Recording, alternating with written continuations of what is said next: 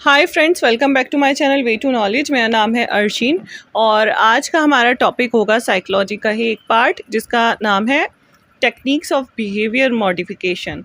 सो उससे पहले हम बात करेंगे बिहेवियर की। What is the definition of behaviour? So behaviour क्या है? ये एक ऑब्जर्वेबल एंड मेजरेबल एक्शन या एक्टिविटी है पर्सन टू पर्सन। बिहेवियर कैसा हो सकता है? इट कुड बी डिज़ायरेबल और अनडिज़ायरेबल। डिज़ायरेबल बिहेवियर क्या होगा कि एक्सेप्टेबल होगा, है ना। सोसाइटी में जो डिज़ायरेबल बिहेवियर है वो ही एक्सेप्टेबल होगा और जो अनडिज़ायरेबल बिहेवियर है वो प्रॉब्लमेटिक हो सकता है, जो कि सोसाइटी की तरफ से एक्सेप्टेबल नहीं होगा। और आज हम बात करने वाले हैं उन बच्चों की जिनके बिहेवियर में प्रॉब्लम्स देखी जाती हैं और उनको कैसे ठीक किया जाता है। तो जो प्रॉब्लम्स बिहेवियर में नज़र आई हैं उनकी कुछ कैटेगरीज़ हैं और वो 10 कैटेगरीज़ क्या हैं जानते हैं।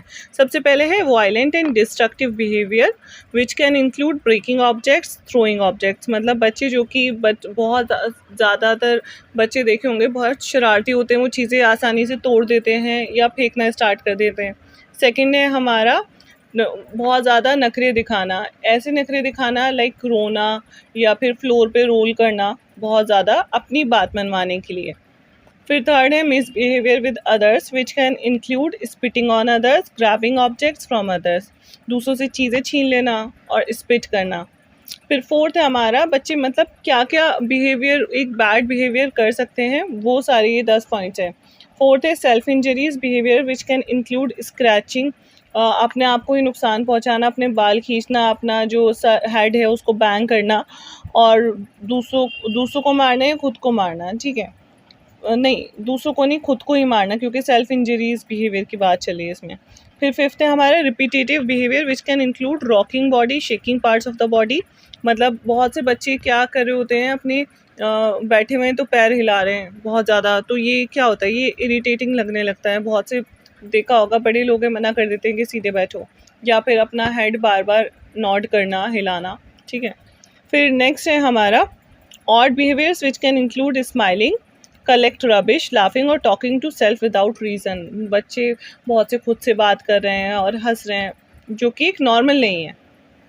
फिर सेवन्थ है over activity which can include not sitting on one place for required time. Hyper activity, बहुत से बच्चे होते हैं एक तरफ बैठते ही नहीं, इतने शरारती होते हैं कि उनसे एक तरफ बैठा ही नहीं जाता। कभी ये निकाल सामान, वो निकाल, ऐसे खेल वैसे खेल, दूसरों को मारना, ये सब।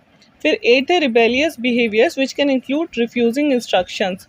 अगर हम कोई भी बच्चे से काम बोल रहे हैं कि बेटा ऐसे कर दो, वो वैसा करेगा ही नहीं, doing opposite of what is requested.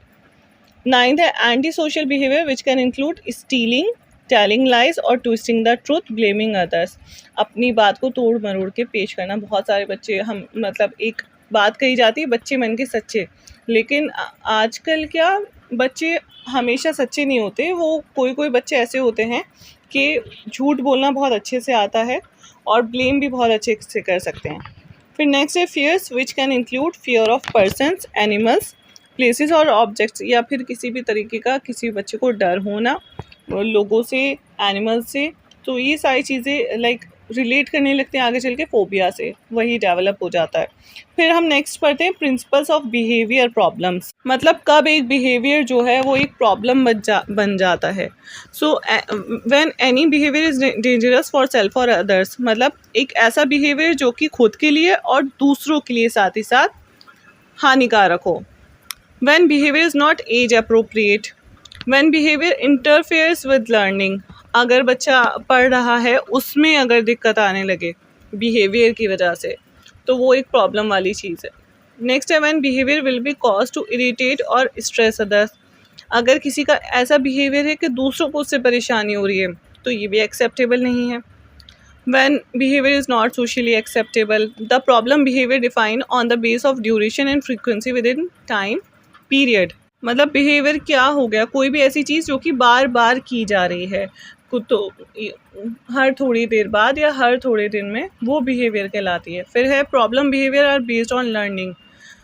और लास्ट है problem behaviour can be manage by behaviour modification plan. हम किसी भी बिहेवियर को किस तरीके से मॉडिफाई कर सकते हैं, टेक्निक्स ऑफ बिहेवियर मॉडिफिकेशन जानने से पहले हम जानेंगे ABC मॉडल क्या होता है। अब ABC मॉडल में क्या है, A is a antecedent, B मतलब बिहेवियर, सी मतलब कॉन्सिक्वेंसेस। एंटीसीडेंट क्या है, बिफोर बिहेवियर। अगर कोई भी बच्चा है उसको एकदम क्या चाहिए होता है बच्चों को, कि हमें चॉकलेट चाहिए, हमें टॉफ़ी चाहिए, हमें आइसक्रीम चाहिए, ठीक।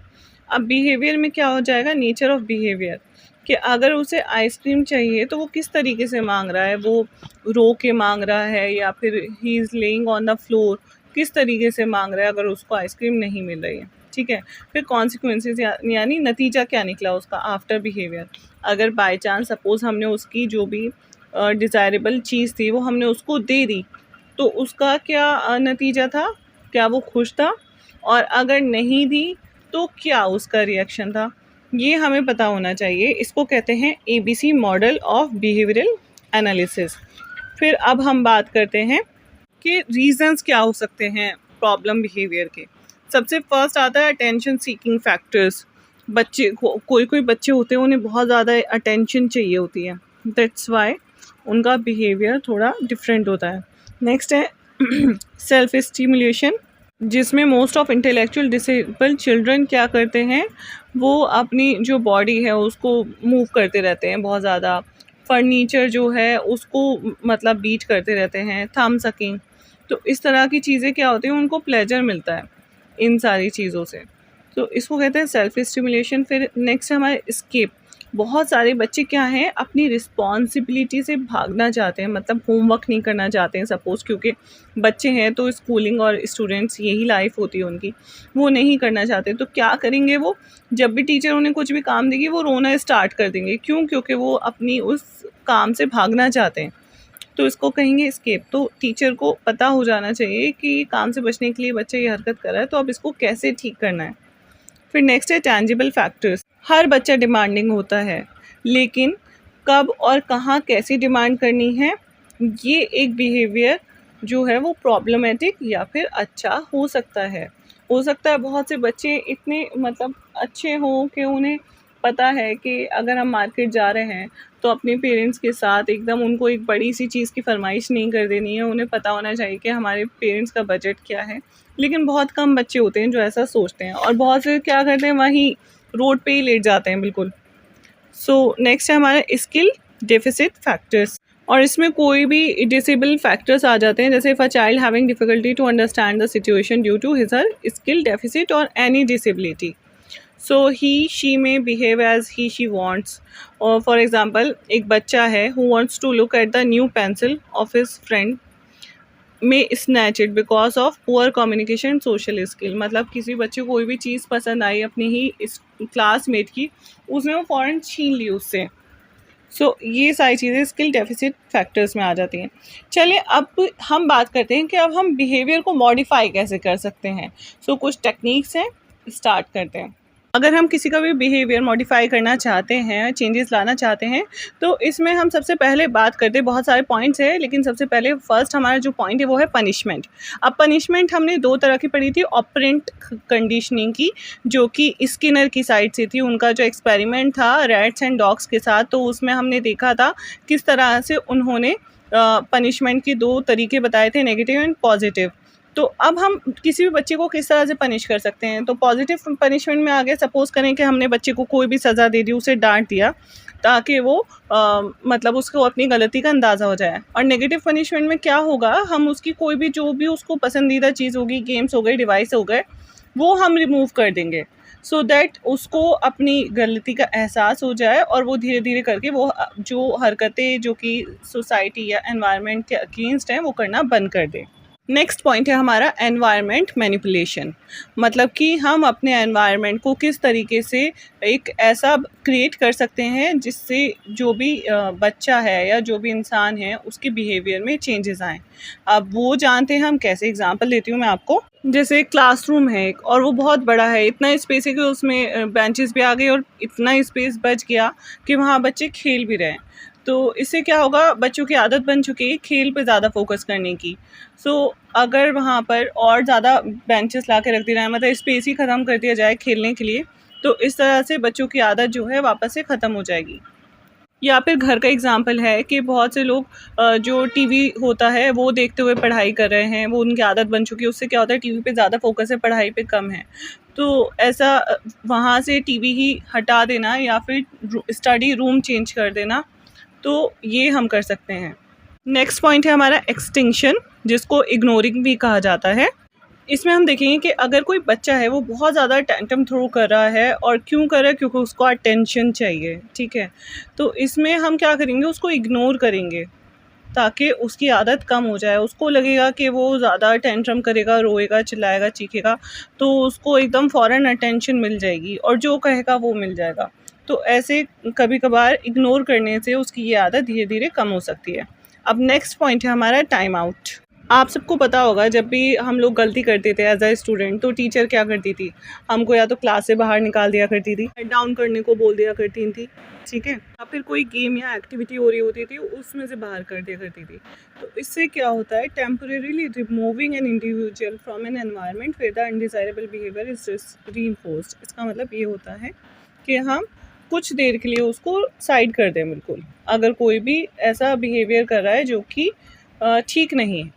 नेक्स्ट हम देखेंगे रिस्पॉन्स प्रिवेंशन। प्रिवेंशन कैसे कैसे हो सकते हैं। अब जैसे कि कोई भी बच्चा है वो अपने आप को हार्म कर लेता है गुस्से में आके, स्क्रैच कर लेता है, कट्स मार लेता है अपने, तो वो सारे जो शार्प टूल्स हैं उसके आसपास से बिल्कुल हटा देना। और मोस्टली इस टेक्निक का इस्तेमाल ओसीडी में होता है, ऑब्सेसिव कंपल्सिव डिसऑर्डर में, जिसमें पेशेंट को लगता है कि उसके हाथ बार बार गंदे हो रहे हैं, उसको रिपीटेडली अपने हैंड वॉश करने की आदत है, उसके लिए होता है। फिर हो गया सब्सटेंस अब्यूज़ रिकवरी। जैसे सपोज़ अ पर्सन जो कि अल्कोहल एडिक्शन से रिकवर कर रहा है, तो उसको क्या है, उसको जो कि ऐसे एरियाज़ हैं जहाँ पे ड्रिंक्स वगैरह कॉमन है या बार शॉप्स हैं, या फिर उसके वो फ्रेंड्स जो कि अल्कोहलिक थे, तो उनसे दूर कर लेना। तो ये इसका मतलब होता है। फिजिकल रिस्ट्रेंट में हो जाए कि हम सपोज़ करो कि कोई भी बच्चा है वो बहुत ज़्यादा दूसरों को मार रहा है, तो क्या करते हैं पेरेंट्स के, कभी उनके हाथ बांध देते हैं, देखा होगा। अगर वो भाग भाग के कहीं जा रहा है, स्टेज पे जा रहा है, बार बार अप डाउन कर रहा है, हो सकता है वो गिर जाए, तो पैर बांध के रख देते हैं। इस तरह की चीज़ें आ जाती हैं इसमें। अब नेक्स्ट है हमारा रिस्पॉन्स कॉस्ट। अगर किसी बच्चे ने कोई भी गलती करी है, तो हम उसकी कोई भी सबसे अच्छी चीज़ होगी वो हटा लेंगे उसके पास से, उससे ले लेंगे, उससे छीन लेंगे वापस। तो इससे क्या होगा, उसको अंदाज़ा होगा अपनी गलती का, और वो जो भी उसका बैड बिहेवियर है वो कम करने की कोशिश करेगा। फिर नेक्स्ट है हमारा रिस्टिट्यूशन या रेस्टोरेशन। जैसे कोई भी बच्चा है, उसने फ्लोर पे पानी पानी कर दिया है, तो हम उसको बोलेंगे कि उसको वहाँ से वाइप आउट करे, वाइपर करे, ताकि वो वापस से साफ़ हो जाए। इससे बच्चे को ये समझ में आएगा कि उसने एक ये गंदा कर दिया था और अब उसकी रिस्पॉन्सिबिलिटी है उसको साफ़ करना। ऐसे उसके अंदर रिस्पॉन्सिबिलिटी का एक जो फीलिंग है वो आएगा। ओवर करेक्शन, ये भी उसी तरीके का है। जैसे बच्चे हैं, घर गंदा कर देते हैं, टॉयज़ बिखेर देते हैं, तो हमें क्या करना है, उनको सिर्फ टॉयज़ रखने को नहीं बोलना, जितना उन्होंने मेस किया है सिर्फ उसी को ठीक करने को नहीं बोलना, उनको बोलना है कि तुम्हें अब पूरा रूम साफ़ करना है। तो इससे क्या होगा, it promotes positive behaviour by pairing consequences with exaggerated corrective responses. So restitution में क्या था कि जो उसने गंदा किया बस उसको वही साफ़ करना है, लेकिन ओवर करेक्शन में क्या है, जो उसने गंदा किया है उससे ज़्यादा उसको साफ़ करना है। नेक्स्ट है हमारा अवर्सिव थेरेपी। इसमें क्या होता है, इसका इंट्रोड्यूसिंग एन अनप्लेजेंट और uncomfortable stimulus to discourage undesirable behaviour. मतलब कि अब जैसे कोई भी बच्चा है, वो सपोज़ करें वॉल पे से मिट्टी निकाल के खा रहा है, तो बहुत दफ़ा मैंने देखा है कि जो मदर्स हैं वो क्या करती थी, लाल मिर्च को पानी में डाल के उसको घोल के वो वॉल पे लगा दिया।